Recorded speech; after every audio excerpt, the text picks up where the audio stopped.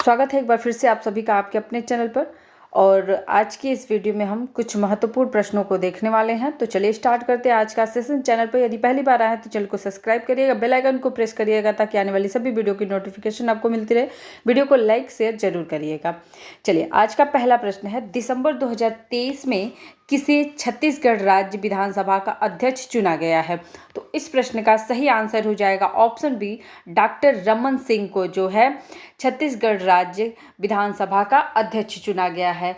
ये जो है छत्तीसगढ़ राज्य के पूर्व मुख्यमंत्री भी रह चुके हैं और दिसंबर 2023 में इन्हें सर्वसम्मति के द्वारा छत्तीसगढ़ राज्य विधानसभा का अध्यक्ष चुना गया है। ऑप्शन बी सही हो जाएगा। अगला प्रश्न देखेंगे, उत्तर प्रदेश में कितने जलवायु क्षेत्र पाए जाते हैं? तो उत्तर प्रदेश में कुल 9 जलवायु क्षेत्र हैं। कितने जलवायु क्षेत्र हैं? तो कुल 9 जलवायु क्षेत्र हैं। आगे देखेंगे अगला प्रश्न, यमुना नदी का उद्गम स्थान क्या है?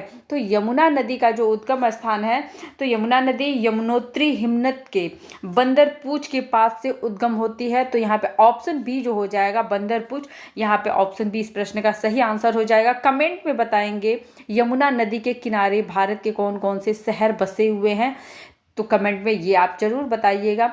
आगे क्वेश्चन देखेंगे, निम्नलिखित में से देश के खाद्यान्न उत्पादन में उत्तर प्रदेश का कौन सा स्थान है? खाद्यान्न उत्पादन में उत्तर प्रदेश का कौन सा स्थान है? तो यहाँ पे ऑप्शन सी इस प्रश्न का सही आंसर हो जाएगा। खाद्यान्न उत्पादन में जो है उत्तर प्रदेश का पहला स्थान है, प्रथम स्थान है, जबकि दूसरा स्थान जो है खाद्यान्न उत्पादन में मध्य प्रदेश का और तीसरा स्थान जो है वो पंजाब का है। ये तीनों पोजीशन आप क्या करेंगे, याद रखेंगे। अगला प्रश्न है, अंतर्राष्ट्रीय नर्स दिवस कब मनाया जाता है? अंतर्राष्ट्रीय नर्स दिवस जो है ये कब मनाया जाता है? 12 मई को मनाया जाता है। प्रत्येक वर्ष 12 मई को विश्व भर में अंतर्राष्ट्रीय नर्स दिवस मनाया जाता है। आगे देखेंगे अगला प्रश्न, उत्तर प्रदेश में कृषि अनुसंधान परिषद कहाँ स्थित है? इंपॉर्टेंट प्रश्न है, पूछा हुआ प्रश्न है। तो उत्तर प्रदेश में कृषि अनुसंधान परिषद जो है ये लखनऊ में स्थित है। कहाँ पे है? लखनऊ में स्थित है। ऑप्शन सी इस प्रश्न का सही आंसर हो जाएगा। अगला प्रश्न है, किसके शासनकाल के दौरान अजंता की गुफाएं निर्मित की गई थी? किसके शासनकाल के दौरान अजंता की गुफाएं निर्मित की गई थी? तो इस प्रश्न का सही आंसर हो जाएगा वाकाटक के शासनकाल में जो है अजंता की गुफाओं का निर्माण हुआ था। अजंता की गुफाएं महाराष्ट्र के औरंगाबाद जिले में स्थित हैं। कहाँ पे हैं? तो महाराष्ट्र के औरंगाबाद जिले में स्थित हैं। ठीक है, इसकी रचनाओं की बात हुई तो वाकाटक ने करवाया था इसका निर्माण। तो इस प्रकार से ऑप्शन ए इस प्रश्न का सही आंसर हो जाएगा। आगे बढ़ेंगे अगला प्रश्न, नदी का बहता हुआ जल किस प्रकार का ऊर्जा संवहन करता है? तो देखिए, किसी भी वस्तु के स्थिति के कारण उसमें जो ऊर्जा उत्पन्न होती है उसे स्थितिज ऊर्जा कहते हैं। यदि किसी वस्तु में गति के कारण कोई ऊर्जा उत्पन्न होती है तो उसे हम गतिज ऊर्जा कहते हैं। तो यहाँ पे नदी का बहता हुआ जल है, तो नदी क्या कर रहा है? गति कर रहा है। तो नदी जब गति कर रही है तो उसमें क्या होगा? गतिज ऊर्जा उत्पन्न होगी। तो उसमें वेग के कारण जो गति हो रही है तो उसी के कारण क्या हो रहा है? गतिज ऊर्जा उत्पन्न हो रही है। तो यहाँ पे क्या हो जाएगा? ऑप्शन डी जो हो जाएगा इस प्रश्न का सही आंसर हो जाएगा।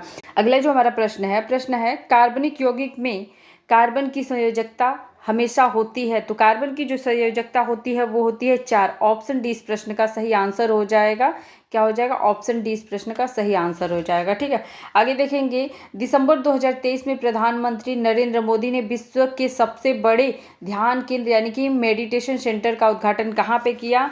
तो दिसंबर 2023 में प्रधानमंत्री नरेंद्र मोदी ने अपने संसदीय क्षेत्र तो नरेंद्र मोदी का संसदीय क्षेत्र क्या है? वाराणसी में सबसे बड़े मेडिटेशन सेंटर स्ववेद महामंदिर का जो है उद्घाटन किया है। यह 7 मंजिला मेडिटेशन सेंटर है और ये जो है 3 लाख वर्ग फीट में फैला हुआ है। कितने इसका जो पूरा क्षेत्रफल है वो कितना है? 3 लाख वर्ग फीट में विस्तृत है। ठीक है, तो ऑप्शन सी जो हो जाएगा इस प्रश्न का सही आंसर हो जाएगा। कितने मंजिला ये मेडिटेशन सेंटर बनाया गया? तो 7 मंजिल का ये मेडिटेशन सेंटर है। कितना क्षेत्रफल इसने कवर कर रखा है? तो 3 लाख वर्ग फीट की दूरी इसने पूरा कवर कर रखा है। ठीक है, अगला प्रश्न है, निम्नलिखित में से कौन सा शब्द भारतीय संविधान की प्रस्तावना में उल्लेखित नहीं है? तो यहाँ पे ऑप्शन डी जो हो जाएगा इस प्रश्न का सही आंसर हो जाएगा। संघीय शब्द जो है भारतीय संविधान के प्रस्तावना में उल्लेखित नहीं है। कुछ महत्वपूर्ण प्रश्न शब्द हैं जो कि आपकी प्रस्तावना, भारतीय संविधान की प्रस्तावना से संबंधित है, जो कि अक्सर एग्जाम में देखने को मिलते हैं, तो उन शब्दों को भी आप लोग ध्यान में रख लीजिएगा। जैसे आपका संपूर्ण प्रभुत्व संपन्न हो गया, समाजवादी हो गया, पंथ निरपेक्ष हो गया, लोकतांत्रात्मक गणराज्य हो गया। तो ये जो शब्द हैं ये आपकी भारतीय संविधान की प्रस्तावना में हैं और इनसे रिलेटेड अक्सर क्वेश्चन देखने को मिलते हैं। अब जो नहीं है वो क्या है? संघीय शब्द जो है भारतीय संविधान की प्रस्तावना में नहीं है, तो ऑप्शन डी इस प्रश्न का सही आंसर हो जाएगा। अगला जो हमारा प्रश्न है, जौनपुर में के द्वारा निर्मित अटाली मस्जिद अन्य मस्जिदों के निर्माण के लिए एक मिसाल बन गई है। तो यहाँ पे पूछ रहा है कि अटाला मस्जिद जो आपका जौनपुर में स्थित है उसका निर्माण किसने करवाया था, और जो कि वर्तमान में अगर देखा जाए तो अन्य मस्जिदों के लिए एक प्रकार से मॉडल का कार्य कर रहा है। तो इस मस्जिद का अगर निर्माण की बात की जाए तो इस मस्जिद का निर्माण सुल्तान फिरोज शाह तुगलक ने करवाया था और 1408 में इसको कंप्लीट यानी कि पूरी तरीके से बनवाया किसने था? तो इब्राहिम सरकी ने कराया था। तो ऑप्शन बी इस प्रश्न का क्या हो जाएगा? सही आंसर हो जाएगा। वर्तमान में अटाला मस्जिद जो जौनपुर में स्थित है उसी नक्शे कदम पे लगभग सभी मस्जिदें बनाई जाती हैं, मतलब उसको एक तरीके से मिसाल के रूप में, मॉडल के रूप में लिया जाता है। तो चलिए इसी के साथ हम अपना अगला प्रश्न देखेंगे। सितंबर 2023 में स्वच्छ वायु सर्वेक्षण 2023 के पुरस्कार में कौन सा शहर प्रथम श्रेणी के अंतर्गत पहले स्थान पर आया? ठीक है, तो यहाँ पे पहला जो स्थान था स्वच्छ शहर के रूप में वो है इंदौर का। ऑप्शन सी इस प्रश्न का क्या हो जाएगा? सही आंसर हो जाएगा। इस प्रश्न का सही आंसर क्या हो जाएगा? इंदौर हो जाएगा। ठीक है, 7 सितंबर 2023 को केंद्रीय पर्यावरण, वन एवं जलवायु परिवर्तन एवं श्रम एवं रोजगार मंत्री भूपेंद्र यादव ने भोपाल में स्वच्छ वायु सर्वेक्षण 2023 के पुरस्कारों की घोषणा की। इसमें प्रथम श्रेणी के अंतर्गत इंदौर को पहला स्थान, जबकि दूसरा स्थान आगरा को मिला और थाने को जो है तीसरा स्थान मिला। ठीक है, आगरा दूसरे पोजीशन में है और तीसरा पोजीशन जो है वो थाने को दिया गया है, पहला पोजीशन जो है इंदौर का है। ठीक है, तो ये आपको याद रखना है और कम से कम किसी भी रैंकिंग की बात की जाए तो 3 रैंकिंग तो आपको बिल्कुल याद होनी चाहिए। ठीक, आगे क्वेश्चन है, हमारे पेट में स्थित पाचक रस में मुख्य रूप में क्या होता है? ठीक है, तो जिससे हमारा भोजन पचता है, यानी कि जो पाचक रस होता है, जो पाचन रस होता है हमारे पेट में, उसमें क्या ऐसा होता है जो हमारे भोजन को पचाने में क्या करता है? मदद करता है। तो उसमें होता है आपका हाइड्रोक्लोरिक अम्ल होता है। ऑप्शन सी इस प्रश्न का क्या हो जाएगा? सही आंसर हो जाएगा। हमारे पेट यानी कि जिसे हम स्टमक कहते हैं, जिसे हम अमाशय कहते हैं, उसमें क्या होता है? एक पाचक रस जो होता है, जिसे हम जठर रस भी कहते हैं, निकलता रहता है। ठीक है, और इसमें मुख्य रूप से क्या होता है? हाइड्रोक्लोरिक अम्ल होता है, जो कि भोजन को सड़ाने, गलाने यानी कि पकाने में क्या करता है? मदद करता है। ऑप्शन सी इस प्रश्न का सही आंसर हो जाएगा। आगे है, थायराइड ग्रंथि के सामान्य कामकाज के लिए निम्नलिखित पोषक तत्वों में से कौन सा आवश्यक तत्व है? ठीक है, तो थायराइड ग्रंथि जो होती है गले की एक क्या है? ग्रंथि है। ठीक है, ये क्या है? गले की ग्रंथि है। और क्या होता है? इसमें थायरोक्सिन नामक हार्मोन स्रावित होता है, जिसमें क्या होता है? आयोडीन होता है। जिसमें क्या होता है? आयोडीन होता है। तो ऑप्शन सी क्या हो जाएगा? इस प्रश्न का सही आंसर हो जाएगा। ऑप्शन सी क्या हो जाएगा? इस प्रश्न का सही आंसर हो जाएगा। अगला प्रश्न देखेंगे, जगन्नाथ मंदिर किस राज्य में स्थित है? तो जगन्नाथ मंदिर जो है ये उड़ीसा राज्य के पुरी में स्थित है। उड़ीसा राज्य के पुरी में स्थित है। ऑप्शन बी इस प्रश्न का सही आंसर हो जाएगा। उड़ीसा के अन्य मंदिर जो है काफ़ी प्रसिद्ध हैं, उसे भी हम देखेंगे, जैसे कोणार्क का सूर्य मंदिर, ये भी पुरी में ही स्थित है, काफ़ी प्रसिद्ध है।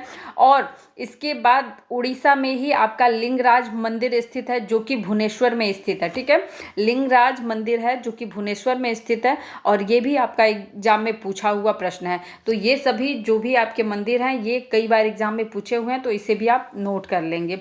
अगला क्वेश्चन हमारा है, निम्नलिखित में से सुल्तान ने साम्राज्य की सीमाओं की सुरक्षा हेतु एक विशेष सेना को नियुक्त किया, यानी कि किस शासक ने जो है, किस शासक ने साम्राज्य की सीमाओं की सुरक्षा हेतु एक विशेष सेना को नियुक्त किया? तो इस प्रश्न का सही आंसर हो जाएगा ऑप्शन डी, अलाउद्दीन खिलजी ने साम्राज्य की सीमाओं की सुरक्षा हेतु एक विशेष सेना को नियुक्त किया था। ऑप्शन डी इस प्रश्न का सही आंसर होगा।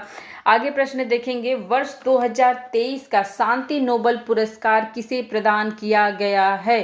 ठीक है, प्रश्न क्या है हमारा, प्रश्न है शांति नोबेल पुरस्कार 2023 का किसे प्रदान किया गया है। तो इस प्रश्न का जो सही आंसर हो जाएगा ऑप्शन बी हो जाएगा, नरगिस मोहम्मदी को क्या किया गया है, 2023 का शांति नोबेल पुरस्कार दिया गया है। यह पुरस्कार इन्हें ईरान में महिलाओं के उत्पीड़न के विरुद्ध लड़ाई और सभी के लिए मानव अधिकारों एवं स्वतंत्रता को बढ़ावा देने के लिए उनके प्रयासों के लिए यह सम्मान उन्हें दिया गया है। ठीक है, तो ये भी ध्यान में रखेंगे।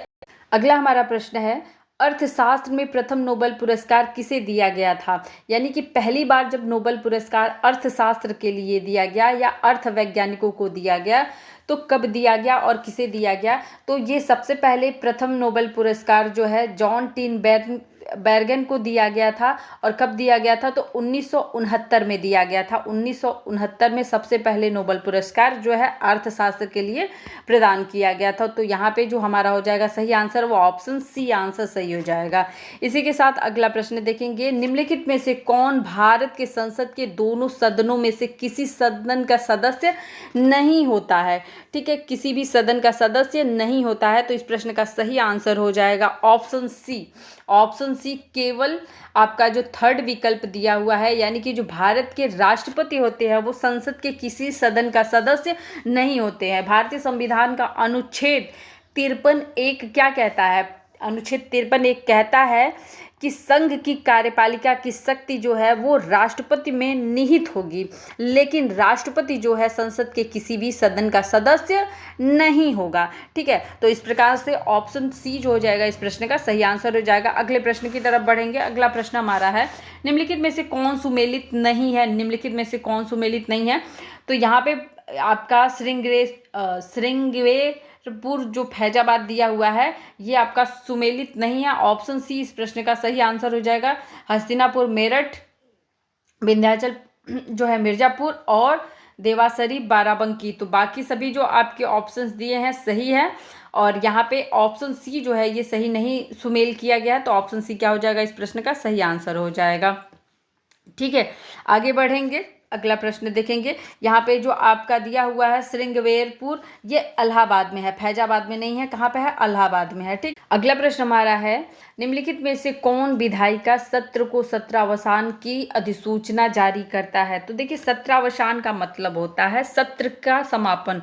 सत्र का समापन कौन करता है, तो सदन के सत्र का जो समापन होता है वो राष्ट्रपति करता है। ऑप्शन सी इस प्रश्न का सही आंसर हो जाएगा। भारतीय संविधान के अनुच्छेद 85(2)(a) के तहत संसद के किसी भी सदन का सत्रावसान यानी कि संसद के किसी भी सत्र का समापन जो है राष्ट्रपति के पास इसका अधिकार होता है समापन का। ठीक है, आगे क्वेश्चन देखेंगे, भारत में पहली पैरा बैडमिंटन अकादमी का स्थापना कहाँ किया गया है। तो इसकी स्थापना उत्तर प्रदेश के लखनऊ में की गई है। ऑप्शन बी इस प्रश्न का क्या हो जाएगा सही आंसर हो जाएगा, जो कि बहुत ही महत्वपूर्ण प्रश्न है। अगला प्रश्न है, आर्यभट्ट नक्षत्रशाला जो है निम्नलिखित में से किस जनपद में आर्यभट्ट नक्षत्रशाला स्थित है। ठीक है, तो यह स्थित है आपकी कहाँ पे, रामपुर में स्थित है। रामपुर में स्थित है। ऑप्शन डी जो हो जाएगा इस प्रश्न का क्या हो जाएगा सही आंसर हो जाएगा।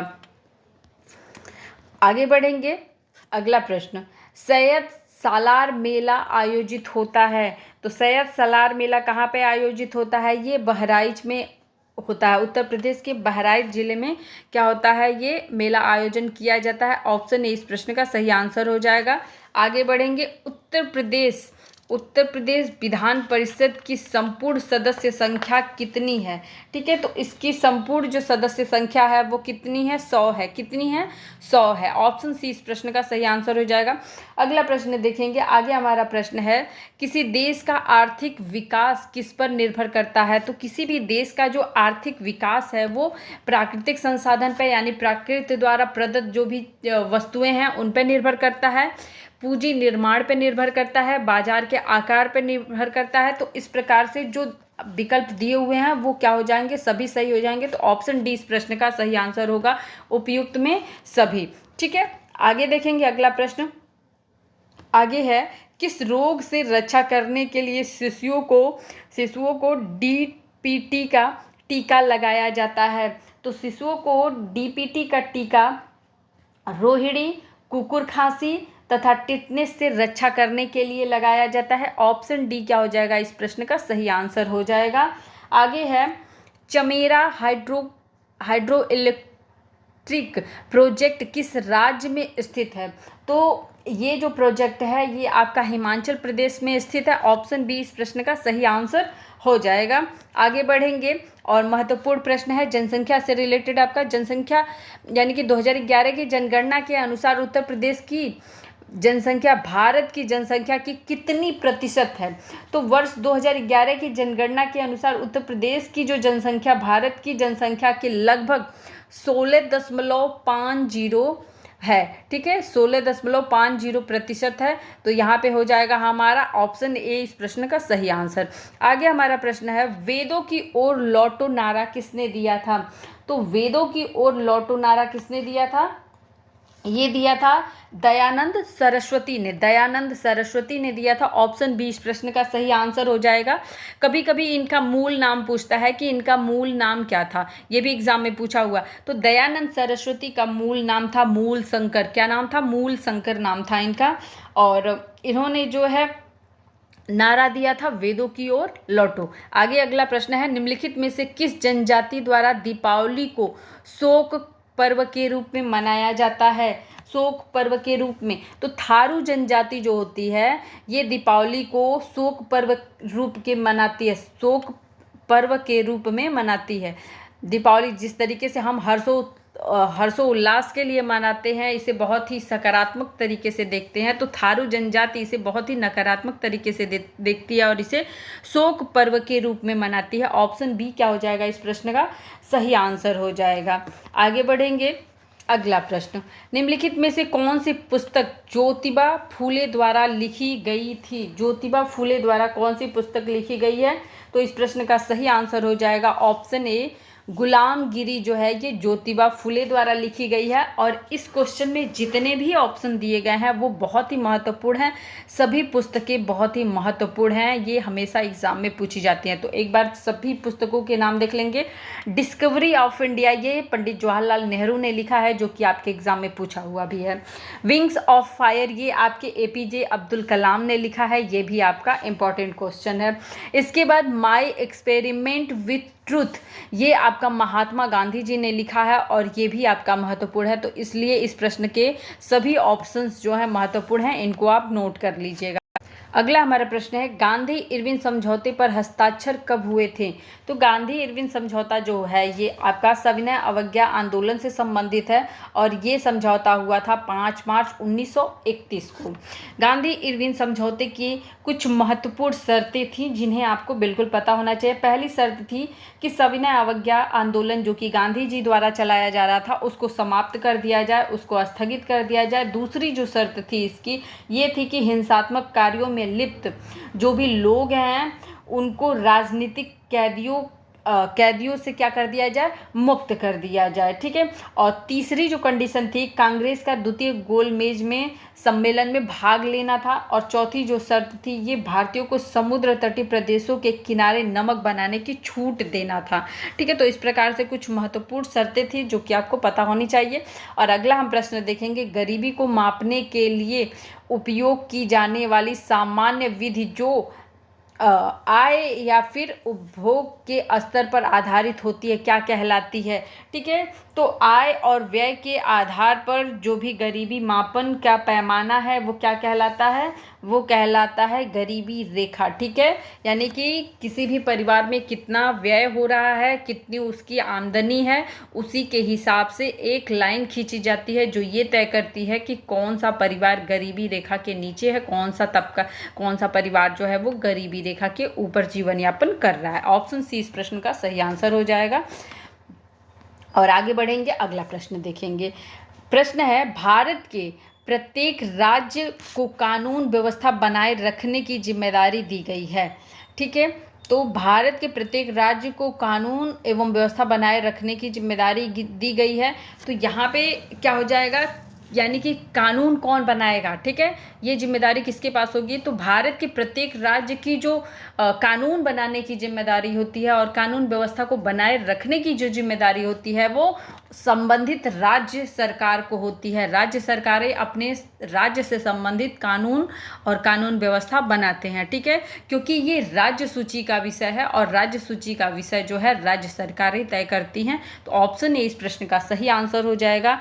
आगे हम देखेंगे हिंदी के प्रश्न। तो हिंदी के प्रश्न का जो हमारा पहला प्रश्न है, पीपर पात सरिसमन डोला, ठीक है, ये जो है आपका उपमा अलंकार का उदाहरण दिया हुआ है। कौन सा अलंकार है? उपमा अलंकार है। अब यहाँ पे पूछ रहा है कि ये जो पीपर पात है ये उपमा अलंकार का कौन सा भाग है, ठीक है। तो अब ये जानेंगे कि उपमा अलंकार में जो होते हैं 4 भाग होते हैं, ठीक है। एक होता है उपमेय, दूसरा उपमान, तीसरा वाचक और चौथा जो होता है साधारण धर्म होता है, ठीक है। तो अब पूछ रहा है कि पीपर पात इसमें क्या है? तो पीपर पात इसमें क्या है?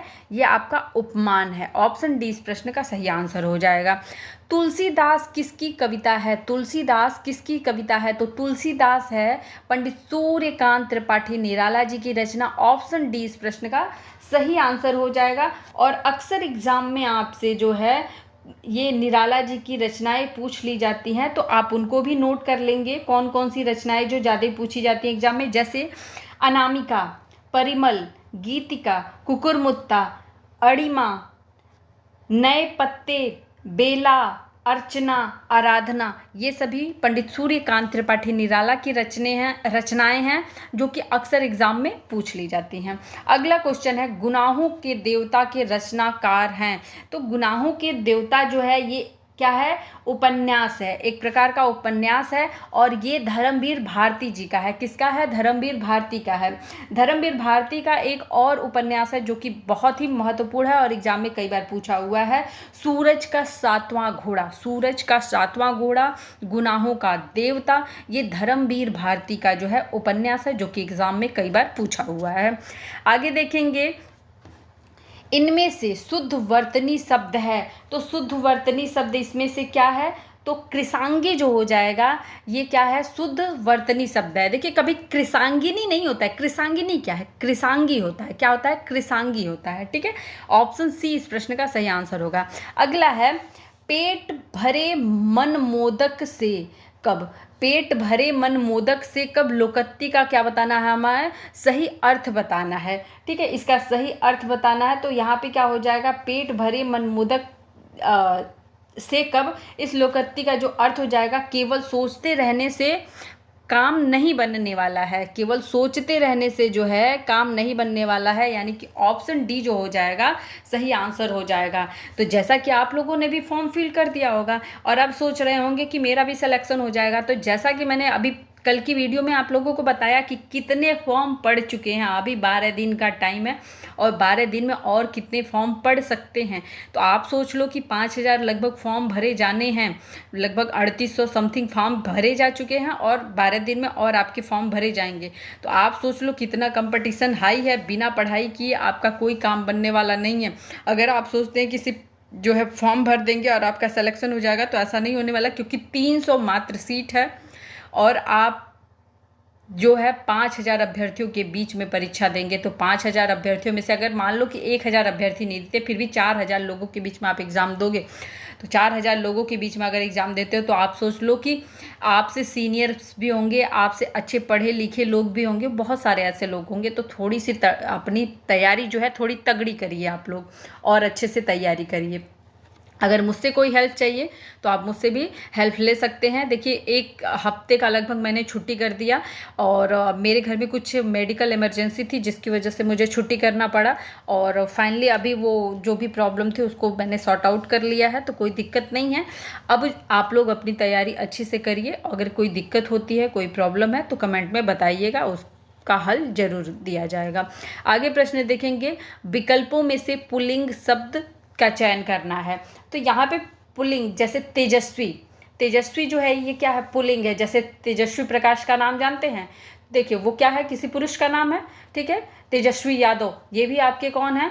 ये भी आपके मतलब पुरुष का ही नाम है। तो इस प्रकार से आप क्या कर सकते हैं, चीज़ों को प्रोनाउंस करके समझ के। तपस्विनी, तपस्विनी बोलने से ही भाव आ रहा है कि किसी लड़की के विषय में बात की जा रही है। परोपकारिणी, परोपकार करने वाली लड़की के विषय में बात हो रही है, यानी कि फीमेल के विषय में। हंसिनी, हंसिनी ये भी क्या है, किसी फीमेल के विषय में बात किया जा रहा है। तो ये क्या हो जाएंगे, ये आपके स्त्रीलिंग हो जाएंगे। और पुल्लिंग कौन सा हो जाएगा आपका, तेजस्वी हो जाएगा। तो ऑप्शन ए इस प्रश्न का सही आंसर हो जाएगा। आगे देखेंगे, स्वर्ण शब्द है। तो स्वर्ण शब्द क्या है, संस्कृत का शुद्ध रूप है। पता चल रहा है ना, स्वर्ण क्या है, शुद्ध रूप है। तो तत्सम हो जाएगा, ठीक है, तत्सम शब्द है। और स्वर्ण का जो तद्भव रूप होता है उसे हम सोना बोलते हैं। स्वर्ण को क्या बोलते हैं, हम सोना बोलते हैं, ठीक है। इसके बाद अटालिका का तद्भव रूप है। अटालिका का तद्भव क्या है, अट्टालिका का तद्भव अटारी होता है। ऑप्शन डी इस प्रश्न का सही आंसर हो जाएगा। इसके बाद हम देखेंगे, विदेश शब्द है। विदेश शब्द क्या है, विदेश शब्द क्या है, जादू जो है ये फारसी शब्द है। जैसे जीव, जूता, वायु ये क्या है, देश शब्द है, लेकिन जादू जो है ये विदेश शब्द है।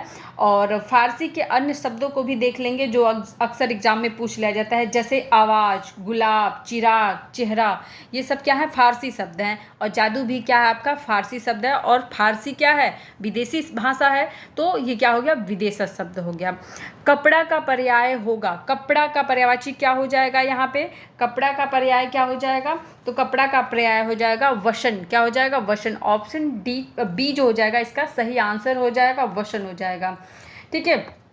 अच्छा, हम कपड़े का और पर्यायवाची थोड़ा सा नोट कर लेते हैं, क्या क्या होते हैं। कपड़े को हम वस्त्र बोलते हैं, चीर बोलते हैं, अंबर बोलते हैं, पट बोलते हैं, दुकूल बोलते हैं, परिधान बोलते हैं, पोशाक बोलते हैं, लिबास भी बोलते हैं, ठीक है। तो ये कपड़े के क्या है, पर्यायवाची हैं या पर्याय हैं। और यहाँ पे आप जैसे कि जंगल को हम क्या बोलते हैं, वन बोलते हैं, गगन को आकाश बोलते हैं, ठीक है। और इसके बाद अगला प्रश्न देखेंगे, इप्सित का जो है विलोम क्या होता है। तो इप्सित का जो विलोम होता है अनिप्सित होता है, अनिप्सित होता है। ऑप्शन ए इसका क्या हो जाएगा, सही आंसर हो जाएगा।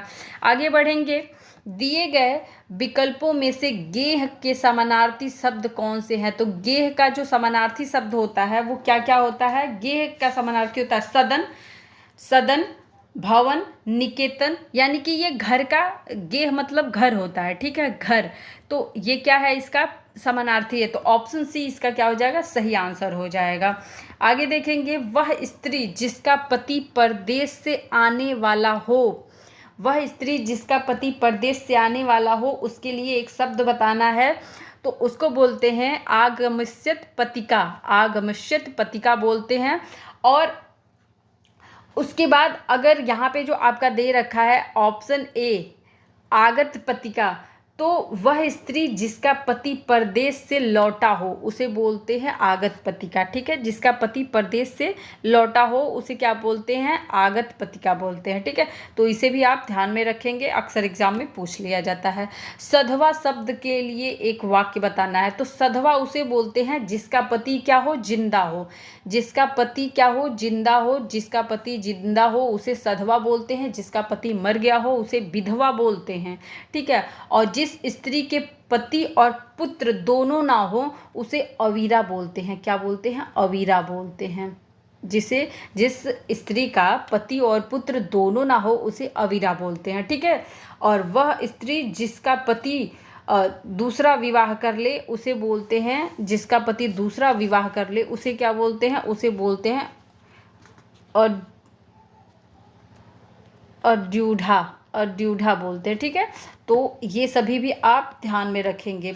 आगे क्वेश्चन है, गुलर का फूल होना। तो लोग बोलते हैं ना, अरे आप तो एकदम गुलर का फूल हो गए हो, मतलब बहुत दुर्लभ होना, बार बार ना वो चीज़ें दिखाई दे, सुनाई दे, दिखें, तो उसे क्या बोलते हैं, दुर्लभ वस्तु। गुलर का फूल होना मतलब दुर्लभ हो जाना। ऑप्शन सी इस प्रश्न का सही आंसर हो जाएगा। आगे बढ़ेंगे, कच्छ का अर्थ है। कच्छ का अर्थ क्या हो जाता है, कच्छ एक संस्कृत शब्द है, ठीक है। और ये कच्छ जो है ये पुल्लिंग शब्द भी है। तो ये पहचान भी करने को कभी आ गया कि कच्छ क्या है, तो पुल्लिंग शब्द है, ठीक है।